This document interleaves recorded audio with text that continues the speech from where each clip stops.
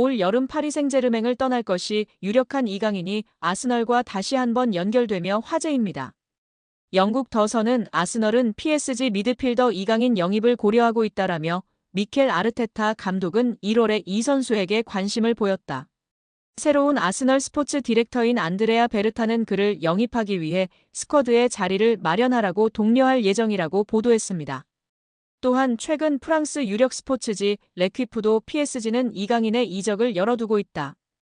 여름 이적 시장에서 합리적인 제안이 오면 매각할 것이라고 주장했습니다. 이강인도 자신의 SNS 프로필에서 PSG를 상징하는 빨간색, 파란색 동그라미를 지우면서 더욱 이적설에 힘을 실었습니다. 아스널이 이강인에게 관심을 가진 건 처음이 아닌데요. 지난 겨울 부카요 사카가 부상당한 뒤 이강인에게 관심을 보였습니다. 이번에는 새롭게 부임한 스포츠 디렉터 베르타의 존재가 이강인의 아스널 이적설에 불을 지피고 있습니다. 베르타는 2023년 당시 아틀레티코 마드리드에서 이강인 영입을 추진했다가 실패했던 인물입니다. 더선은 PSG가 이적을 언하고 있기에 이 선수의 이적이 비교적 빨리 완료될 가능성이 있다. 아스널이 싱가포르와 홍콩에서 프리시즌 경기를 할 때 이강인도 비행기에 탈 수 있다라며 덧붙였습니다. 이런 예상대로 이강인이 아시아 투어에 합류한다면 7월 31일 예정된 토트넘 호스퍼전에서 손흥민과 맞대결을 펼칠 수 있습니다. 메시와 이강인도 인연이 있는데요. 메시가 떠난 자리의 공백을 이강인으로 메우려는 모습입니다. 프랑스 현지 유튜버도 이강인의 드리블이 메시의 드리블을 연상시킨다며 극찬하기도 했고요. 최근 로리앙과의 리그앙 첫 경기에서의 이강인의 활약에 리그앙 공식 사무국의 발표도 화제가 되었습니다. 이강인은 아르헨티나의 위대한 선수가 차지했던 자리를 훌륭하게 소화해냈다. 이강인은 데뷔 공격 포인트를 올리지는 못했지만 PSG의 공격을 지휘했다. 측면에서 중앙까지 폭넓게 움직이며 창의적 공격을 주도했다. 이는 지난 시즌까지 이 시대 최고의 축구선수 리오넬 메시가 PSG에서 하던 역할이다. 리그1 사무국은 이강인이 메시의 후계자 역할을 성공적으로 수행했다고 평가했습니다. 리그1은 매 경기 홈페이지를 통해 공개하는 매치 리포트에서 이강인을 경기 최우수 선수 격인 더 플레이어를 선정했습니다. 리그1은 이강인과 왼쪽 공격수로 나선 마르코 아센시오는 PSG 공격에 활기를 불어넣은 점에 대해 칭찬받을 만하다. 다른 날이었다면 승리했을지도 모른다고 평가했습니다. 이어 메시가 남긴 공백은 여전히 커 보였지만 이강인은 아르헨티나의 위대한 선수가 차지했던 자리를 훌륭하게 소화해냈다며 구단은 경기 결과에 실망할지도 모르겠으나 이강인은 한국인 최초로 PSG 선수가 된 자신의 활약에 만족할 것이라고 칭찬했습니다. 메시는 바르셀로나와 눈물로 이별하며 이적한 곳이 파리 생제르맹이었습니다. 예상치 못한 파격 행보로 엄청난 이슈가 되었는데요. 재정난에 휩싸였던 바르셀로나가 결국 메시를 프랑스에 거함 파리 생제르맹에 판매하게 되었습니다. 메시는 PSG로 떠난 것은 계획되지도 원하지도 않았던 일이라며 나는 바르셀로나를 떠나고 싶지 않았다라고 고백했습니다. 당시 바르셀로나는 재정난에 시달리며 고액 연봉의 메시를 감당하기 어려워졌고 메시는 연봉 삭감에 동의했지만 끝내 바르셀로나가 재계약 포기를 선언하며 끝내 눈물의 고별 인사를 남기고 PSG로 이적한 것이었습니다. 2022년도 시즌 메시는 소속팀이었던 파리 생제르맹에서도 최고의 활약을 펼쳤습니다. 적지 않은 나이에도 불구하고 공식전 41경기에 출전해 21골과 20도움을 올리면서 PSG의 리그 우승을 이끌었는데요. 이번 여름 이적 시장서 PSG를 떠나 미국 메이저리그 사커로 향했습니다. 현재 그는 6경기서 9골을 넣는 괴력으로 미국 축구의 신이 무엇인지를 제대로 보여주고 있는데요. 지난 18일 미국 ESPN과 인터뷰에서 파리 생제르맹을 저격하는 인터뷰를 하며 화제가 되고 있습니다. 그는 행복하기 위해서 인터 마이애미에 왔다. 지난 2년 동안 파리에서의 삶은 혼란스러웠다라고 전 소속팀을 저격했습니다. 이어 그는 내가 이적을 택한 이유는 단 하나다. 행복하기 위해서다라면서 파리에서 복잡한 2년을 보낸 후 다시 내 커리어를 즐길 수 있게 됐다고 말했습니다. 실제로 메시는 PSG에서 수준 이하의 대우를 받았다. 월드컵 우승 직후 팬들의 협박에 시달리거나 가족이 야유와 욕설을 듣는 상황에 놓이기도 했습니다. 심지어 일부 팬들은 파리의 메시의 가족이 사는 주택을 향해 시위를 벌이기도 했다. 여러모로 메시의 입장에서는 악몽과도 같았던 경험들이었습니다. 메시는 이제 우리 가족과 나는 우리를 행복하게 만들고 대우해주는 곳에 살고 있다.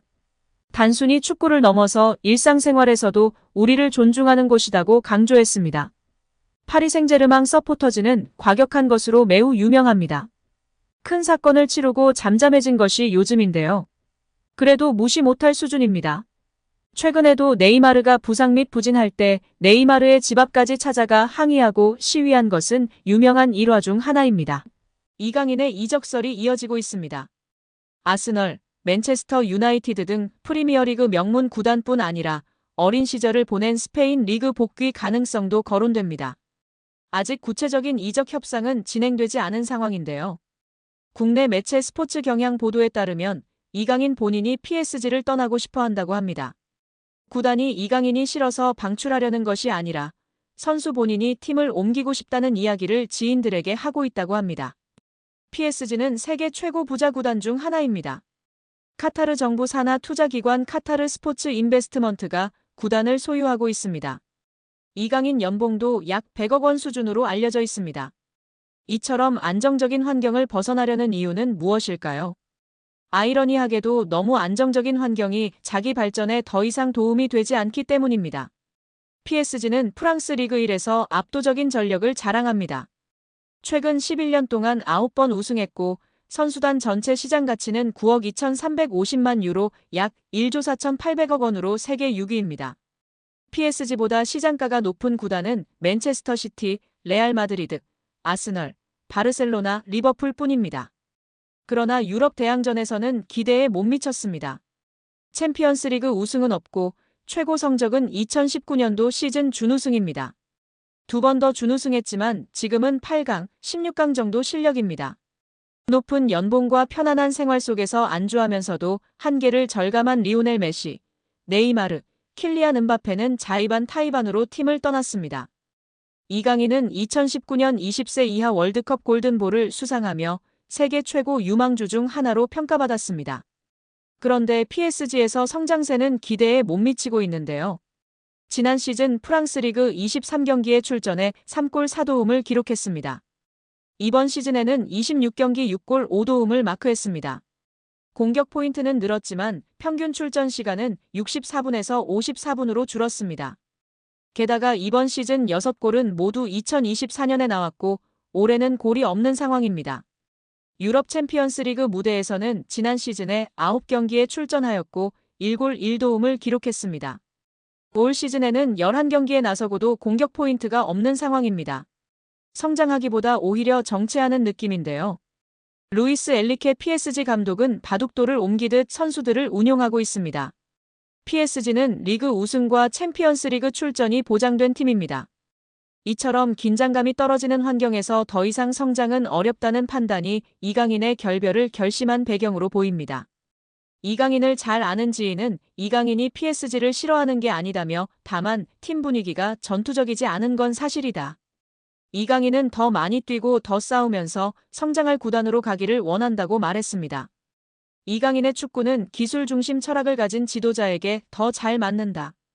아스널의 미켈 아르테타 감독, 맨유의 루벤 아모린 감독 등 기술 축구를 지향하는 감독들이 이끄는 팀으로 이적할 수도 있다는 이야기가 나오는 이유입니다. 이강인은 PSG와 2028년 6월까지 계약돼 있습니다. 계약 기간도 넉넉한 데다 PSG는 굳이 이강인을 팔아야 할 이유가 없을 정도로 돈이 많습니다. 이강인의 확고한 이적 의지가 있어도 이적이 이뤄지지 못할 수도 있는데요. 이강인은 이제 어느새 24세가 됐습니다. 세계 최정상급 선수로 한 번 더 도약하느냐 아니면 잠재력을 다 펼치지 못한 정상급 선수로 머무느냐 기로에 지금 서 있다고 볼 수도 있습니다. 이강인은 더 높은 강도에서 더 오래 뛰고 더 강한 상대와 계속 맞서는 곳으로 가야 합니다. 성장하려면 강한 상대와 치열하게 싸워야 한다는 것은 축구뿐만 아니라 모든 영역에 적용되는 절대불변의 진리입니다. 과연 이강인 선수의 바람대로 이번 여름 이적하게 될까요? 우리 구독자 여러분들의 생각은 어떠신가요? 한국 축구 국가대표팀 주장 손흥민을 협박해 금품을 뜯어낸 일당이 구속됐습니다. 법적으로는 엄연한 피해자인 손흥민은 이번 사건으로 개인사가 드러나면서 대중적 이미지 손상이 불가피해진 상황인데요. 서울중앙지방법원 윤원묵 부장판사는 지난 17일 오후 이시공갈 혐의를 받는 20대 여성 양모 씨와 공갈미수 혐의를 받는 40대 남성 용모 씨에 대한 구속 전 피의자 신문영장실질심사를 진행한 뒤 증거를 인멸할 염려와 도망갈 염려가 있다며 구속영장을 발부했습니다. 양 씨는 손흥민의 전 연인으로 알려졌으며 지난해 6월 임신했다는 사실을 근거로 손흥민에게 3억 원을 갈취한 혐의를 받고 있습니다. 경찰에 따르면 양 씨는 춘천 손흥민 축구센터에 태아 초음파 사진을 보내며 임신 사실을 폭로하겠다고 협박한 뒤 돈을 받고 나서는 임신 사실을 외부에 알리지 않겠다는 취지의 각서를 작성한 것으로 전해졌습니다. 이후 양 씨와 교제하게 된 용 씨는 올해 3월 손흥민 측에 접근해 7천만 원을 요구했으나 미수에 그쳤습니다. 약 3개월간 협박을 받아온 손흥민 측은 결국 강경하게 대응하자는 결정을 내린 것으로 알려졌습니다. 손흥민 측은 지난 7일 강남경찰서에 고소장을 접수했고 경찰은 14일 저녁 이들을 체포한 뒤 이튿날 구속영장을 신청했습니다.